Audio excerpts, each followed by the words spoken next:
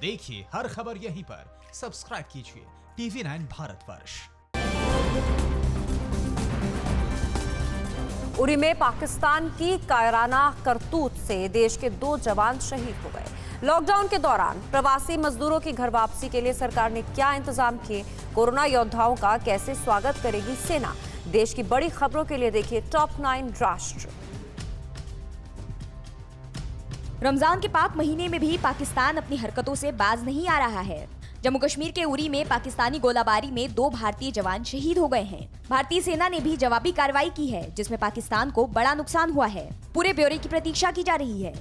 गुरुवार रात को पुंछ के मानकोट सेक्टर में पाकिस्तानी फायरिंग का जवाब देते हुए भारतीय सेना ने उसके 7 जवानों को मार गिराया था।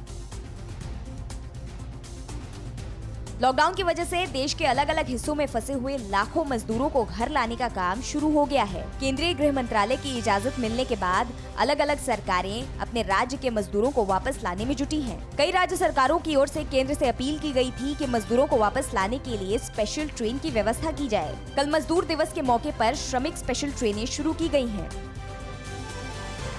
रिजर्व बैंक के गवर्नर शक्तिकांत दास बैंक प्रमुखों के साथ आज बैठक करेंगे। इसमें कोरोना महामारी के कारण उत्पन्न संकट के बीच उद्योग जगत को बढ़ावा देने के लिए उठाए जाने वाले कदमों पर चर्चा होगी। इस दौरान आरबीआई द्वारा घोषित कई उपायों की समीक्षा भी की जाएगी। इनमें ब्याज दर में संशोधन और उपभोक्ताओं तक इसका लाभ पहुँचाना शामिल होगा।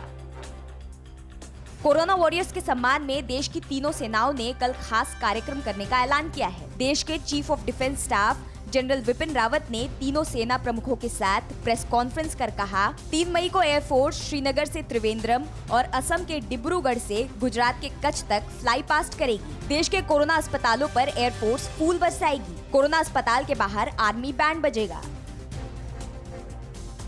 दिल्ली में कोरोना संक्रमित मरीजों की संख्या बढ़कर 3,738 हो गई है। कल 223 नए मामले सामने आए हैं। वहीं 2 लोगों की मौत हुई है। दिल्ली में अब तक कुल 61 लोगों की मौत हो चुकी है। इस बीच दिल्ली में कोरोना हॉटस्पॉट की संख्या घटकर 97 हो गई है। सभी 11 जिले रेड जोन में रखे गए हैं। दिल्ली में कोरोना संक्रमण को देखते हुए हरियाणा सरकार ने फरीदाबाद के बाद गुरुग्राम बॉर्डर को भी सील कर दिया है।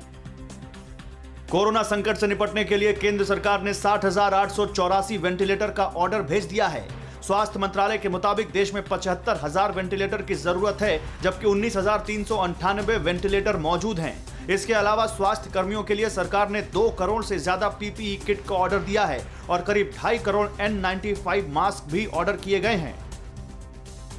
दिल्ली के भलसवा झील के पास पिछले 1 महीने से रोजाना गरीब और बेसहारों को खाना खिलाया जा रहा है। यहाँ श्री शिव सेवक महाभक्ति ग्रुप रोजाना 1,500 से ज्यादा गरीबों को खाना खिला रहा है। साथ में इन्हें राशन सामग्री भी मुहैया करा रहा है। दिल्ली के ही लक्ष्मी नगर में प्रवासी दिहाड़ी मजदूरों को सामाजिक संगठन खाना खिला रहा है। यूपी की तर्ज पर दिल्ली में सीएए के खिलाफ हुई हिंसा और दंगे के दोषियों से नुकसान की भरपाई की जाएगी। दिल्ली हाईकोर्ट ने रिटायर्ड जज SN गौड़ को क्लेम कमिश्नर नियुक्त किया है। क्लेम कमिश्नर पहले सभी निजी और सरकारी संपत्ति के नुकसान का आकलन करेंगे, जिसके आधार पर हर्जाना वसूलने की कार्यवाही होगी। हर्जाना न भरने पर कड़ी कार्रवाई की जाएगी। कोरोना संकट और लॉकडाउन के बीच एलपीजी उपभोक्ताओं के लिए अच्छी खबर आई है। बिना सब्सिडी वाले एलपीजी सिलेंडर की कीमत 162 रुपए कम हो गई है। दिल्ली में बिना सब्सिडी वाले गैस सिलेंडर की कीमत 744 रुपए से घटकर 581 रुपए हो गई है, जबकि मुंबई में नई कीमत 579 रुपए, कोलकाता में 584 रुपए 50 पैसे और चेन्नई में 569 रुपए 50 पैसे हो गई है। परवाह देश की, सोमवार से शुक्रवार रात 10 बजे TV9 भारतवर्ष पर।